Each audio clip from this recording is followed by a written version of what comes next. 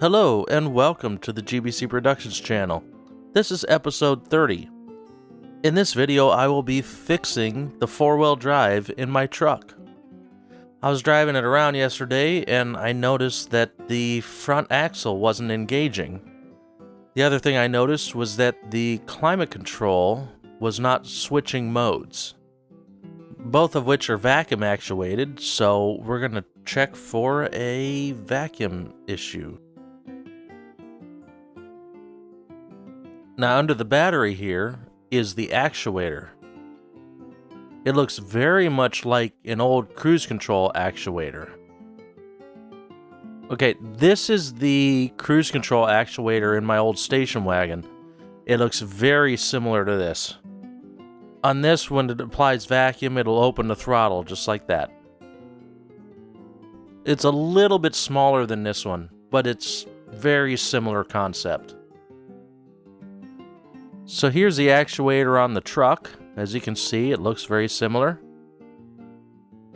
That engages the front axle to the front wheels. To get at this, I had to remove the headlight, the battery, and the battery tray.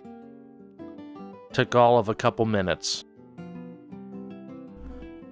When I manually squeeze it, I can hear the front axle trying to engage, and that tells me that the cable is good. I already crawled under the truck and made sure that the front drive shaft engaged. So I know that the transfer case is good. After crawling under the truck and digging around and looking at everything, I discovered that this vacuum line right here, going to the vacuum reservoir, which is inside the fender, the front left fender, was disconnected. Because the little piece of vacuum hose was rotted out, which is to be expected, the truck is 17 years old. So I put a new vacuum hose in there. It's engaging, the climate control's working, it's all perfect. Don't forget to subscribe for more, mash that like button, and comment below. Until next time, this is Uncle D from GBC Productions, signing off.